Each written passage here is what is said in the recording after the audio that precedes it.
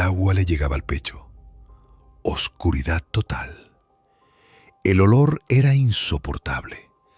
Una mezcla de lodo, óxido y algo orgánico que prefería no identificar. Glenn Godwin avanzaba centímetro a centímetro por el interior del túnel de drenaje, con los codos hundiéndose en el barro cada vez que empujaba hacia adelante. Las paredes de concreto estaban tan cerca que si intentaba girarse, los hombros le raspaban contra la piedra.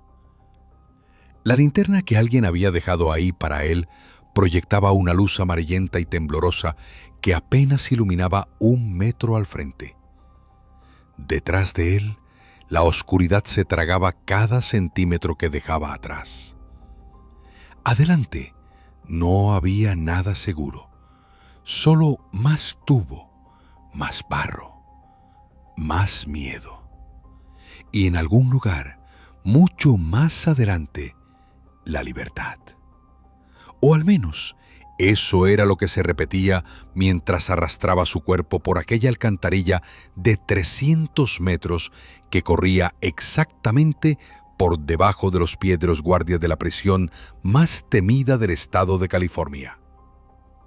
Hay que detenerse un momento y entender lo que eso significa. La prisión estatal de Folsom no era cualquier cárcel.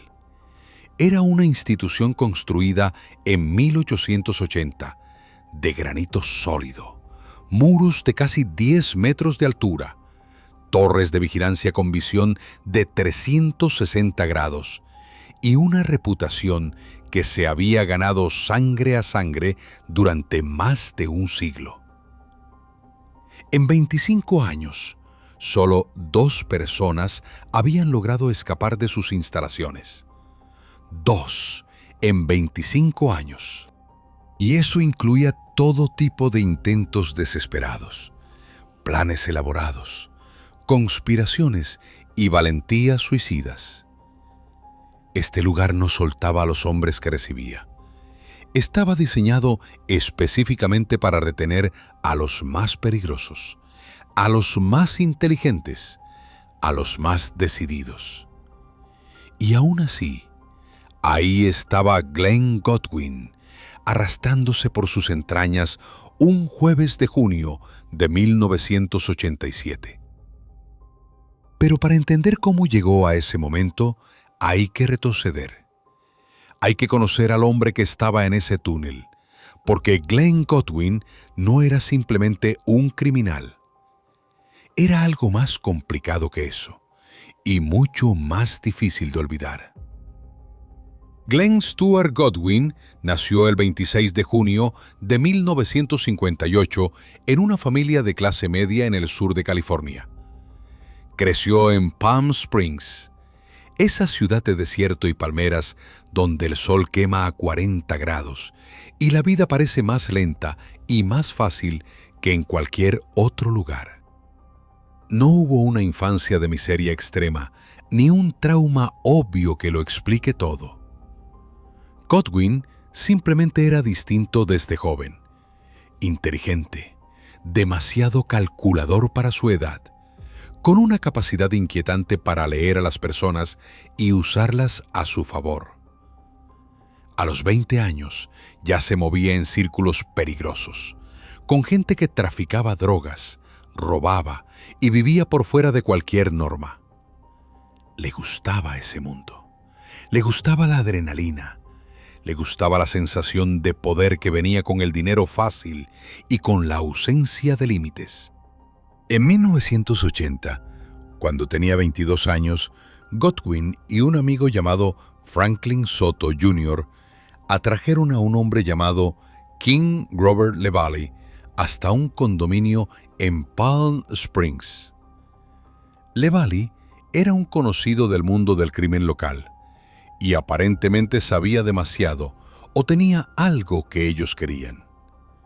Lo que ocurrió dentro de ese apartamento fue brutal.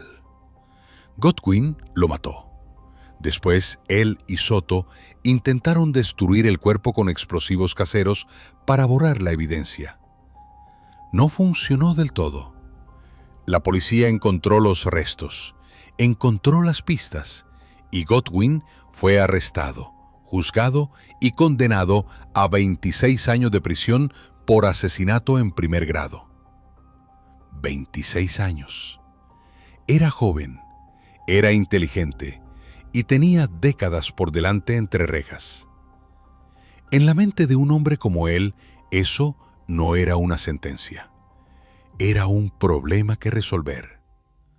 Folsom State Prison es una de esas instituciones que parecen salidas de una película de terror. Sus muros de granito negro fueron levantados por los propios presos en el siglo XIX, un detalle que dice mucho sobre la lógica del lugar. El complejo original fue inaugurado en 1880 en las orillas del río American, a unos 30 kilómetros al noreste de Sacramento. A lo largo de sus más de 100 años de historia, había alojado a algunos de los criminales más notorios de California, y su nombre se había convertido en sinónimo de castigo severo, incluso para los estándares del sistema penitenciario estadounidense. Johnny Cash le escribió una canción. Los presos que llegaban ahí sabían que habían llegado al fondo.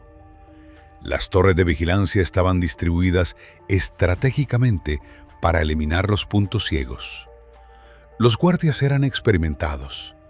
Los sistemas de conteo de presos se realizaban múltiples veces al día. Y el perímetro exterior, que daba directamente sobre el terreno montañoso y selvático de las riberas del río American, era la última línea de una defensa que se consideraba prácticamente infranqueable. Incluso en el interior, la movilidad de los presos estaba estrictamente controlada. No podías caminar de un patio al otro sin autorización. No podías estar en ciertos lugares sin un permiso específico de custodia. El sistema entero estaba diseñado para hacerte sentir que cada movimiento tuyo era observado, registrado y conocido. Glenn Godwin llevaba apenas 5 meses en Folsom cuando tomó la decisión. 5 meses. Había llegado ahí después de un primer intento de fuga en el centro vocacional de Duell, una prisión de menor seguridad, lo que había resultado en su traslado al penal de máxima seguridad. La lógica del sistema era castigarlo metiéndolo en un lugar del que fuera imposible salir.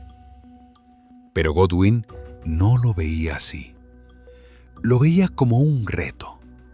Lo que lo empujó no fue un solo momento, sino una acumulación de cálculos. 26 años de condena, 28 años de edad y una certeza que iba creciendo en él cada día que pasaba en ese patio de granito. No iba a esperar. No podía esperar. Quedarse significaba pudrirse.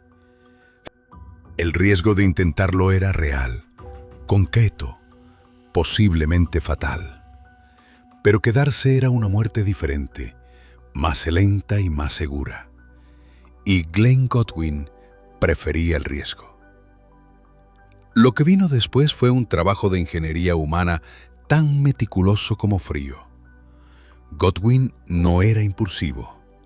Era, ante todo, un planificador. Desde el primer día en Folsom, empezó a estudiar el lugar con una atención que probablemente nadie a su alrededor podía imaginar. Observó los patrones de los guardias, memorizó los horarios de conteo, identificó los puntos donde la vigilancia era más laxa y empezó a tejer una red de complicidades que sería fundamental para que el plan funcionara. Su primera jugada fue conseguir que alguien, dentro del sistema administrativo de la prisión, modificara su nivel de custodia. Eso puede sonar a algo menor, pero en una prisión como Folsom, el nivel de custodia determina a qué zonas puedes acceder. Al bajar el suyo, Godwin ganó acceso a partes del patio exterior a las que normalmente no podría entrar. Lo que nadie sospechaba era que en esa zona del patio exterior había algo que Godwin ya había identificado con anticipación: la entrada a un sistema de drenaje de aguas pluviales que corría por debajo del perímetro de la prisión y desembocaba en el río American. Afuera, mientras tanto, alguien estaba trabajando en paralelo. Las autoridades concluyeron después que fue su ex compañero de celda de Duell, un hombre llamado Lawrence Carlick, que había salido en libertad condicional.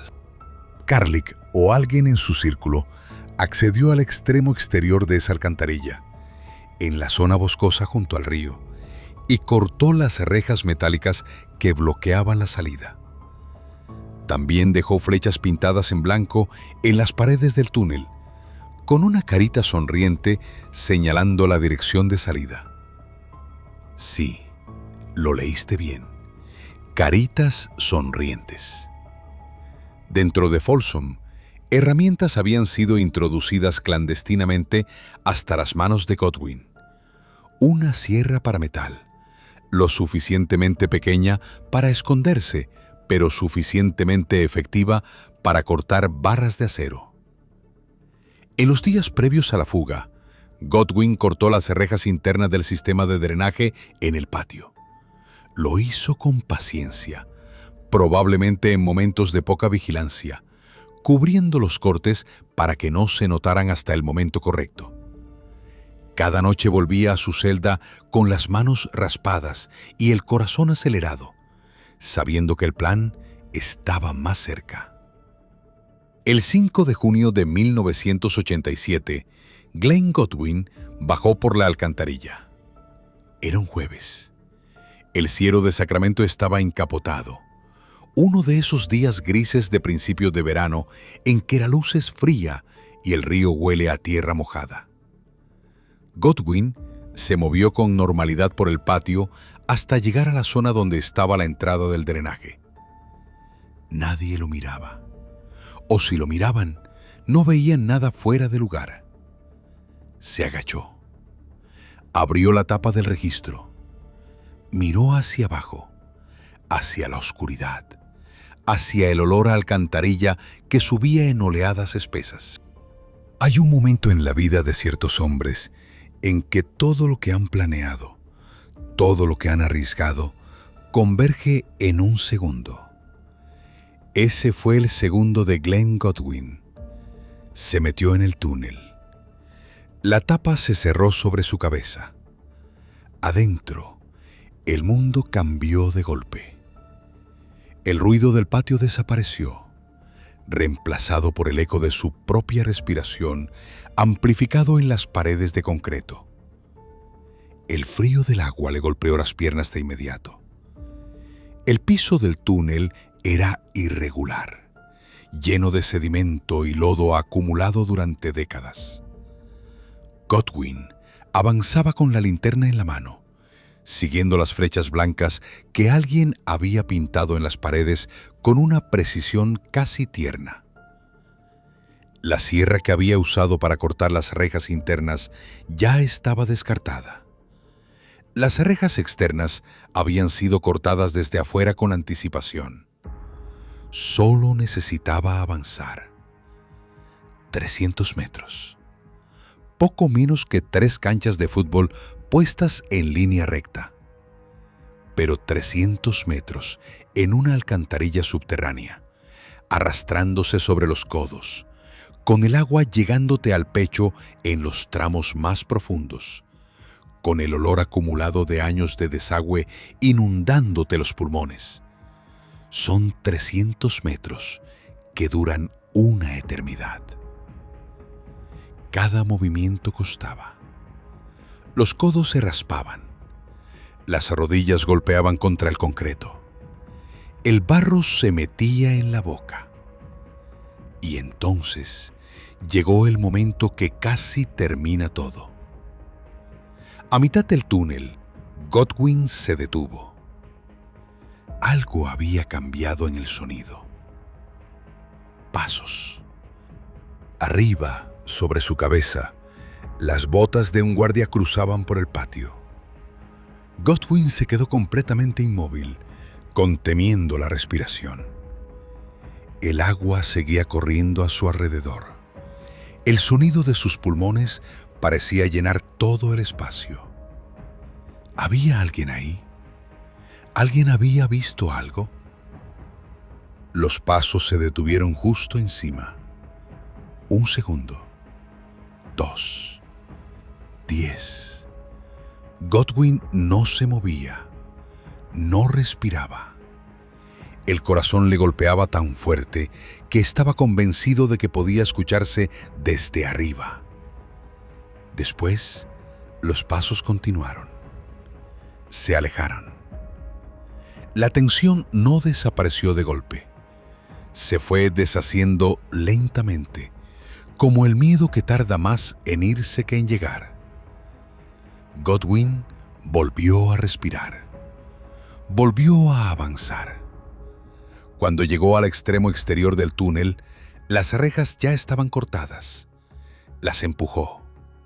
Cedieron. Y Glenn Godwin salió a rastras hacia la luz del día, cubierto de barro de la cabeza a los pies, empapado, oriendo a alcantarilla, con los brazos temblando del esfuerzo. Ante él estaba la ribera del río American. Arbustos, tierra suelta y el sonido del agua real, agua que corría libre. Unos metros más adelante encontró lo que estaba esperando, una balsa inflable. Dejó su ropa de presidiario en la orilla, junto con su identificación de recluso. Se cambió con la ropa que le habían dejado y se lanzó al río. El agua del American estaba fría en junio, alimentada todavía por el deshielo de la Sierra Nevada. Pero Godwin remó. Siguió flechas pintadas en las rocas a lo largo de la orilla. Y al llegar a cierto punto del recorrido, encontró a una persona esperándolo. Según las investigaciones posteriores, era su esposa, Shelley. Se abrazaron y desaparecieron. Las primeras horas como fugitivo son las más peligrosas. El sistema tarda en reaccionar, pero cuando lo hace, es veloz. A las 11 de la mañana del viernes 6 de junio, los guardias de Folsom descubrieron que Godwin no estaba durante el conteo habitual. En 3 horas ya habían identificado la ruta de escape. Las rejas cortadas, el barro, las caritas sonrientes. La policía lanzó una búsqueda masiva. Los perros perdieron el rastro en una colina cercana donde Godwin probablemente subió a un vehículo. Para ese entonces, él ya tenía horas de ventaja. Godwin pasó los días siguientes moviéndose constantemente. Cambió de identidad. Usó contactos que había cultivado durante años en el bajo mundo del sur de California. Su esposa Shelley fue investigada y eventualmente detenida, acusada de complicidad. Carlick fue arrestado en Hesperia, en el condado de San Bernardino. Pero Glenn no estaba en California ya. Cruzó la frontera hacia México. Se internó en el país con una fluidez que sugería que tenía un plan trazado de antemano, o al menos la capacidad de improvisar con una frialdad admirable. Durante un tiempo vivió en las sombras, moviéndose entre ciudades del Pacífico mexicano, en esa zona gris donde el turismo y el tráfico de drogas coexisten con una incomodidad muy particular. Pero la libertad de Glenn Godwin duró menos de lo que esperaba, al menos en esa primera etapa. En algún momento de finales de la década de los 80, fue arrestado en Puerto Vallarta, Jalisco, acusado de tráfico de drogas. Lo enviaron a una prisión en Guadalajara, y ahí, en el año 1991, cometió su segundo asesinato confirmado. Mató a un miembro del cartel dentro del penal. supuestamente para protegerse o para ganar posición dentro de la jerarquía carcelaria. El asesinato complicó su extradición hacia los Estados Unidos, porque México tenía ahora sus propios cargos contra él. Mientras los sistemas legales de ambos países deliberaban, Godwin actuó. Escapó de la prisión mexicana también, con una metodología que las autoridades nunca lograron reconstruir completamente. Simplemente, un día dejó de estar ahí. El 7 de diciembre de 1996, el FBI lo colocó en la lista de los 10 fugitivos más buscados, ofreciendo $20,000 de recompensa por información que llevara a su arresto. Lo describieron como armado y extremadamente peligroso, fluido en español, probablemente involucrado en el narcotráfico en América Central o del Sur. Y ahí termina la historia conocida. Glenn Stewart Godwin, nacido el 26 de junio de 1958 en Palm Springs, California. Asesino confirmado de al menos 2 personas. Fugado de 2 prisiones en 2 países distintos, incluida la mítica Folsom State Prison. Sigue sin ser capturado. Fue removido de la lista de los más buscados del FBI, no porque lo hayan encontrado, sino porque dejaron de considerarlo una amenaza activa e inmediata para la sociedad. La alcantarilla de Folsom fue sellada después de su escape. Las rejas fueron reforzadas, los protocolos cambiaron, pero los cambios llegaron tarde, porque el hombre que los había hecho necesarios ya estaba en algún lugar del mundo, viviendo bajo otro nombre, con otra cara quizás, en algún país donde nadie sabe su historia, o donde todos la saben y nadie habla. Si esta historia te dejó con más preguntas que respuestas, bienvenido al club. En el canal hay muchos más casos igual de increíbles, y algunos terminan de una forma que todavía no te imaginas.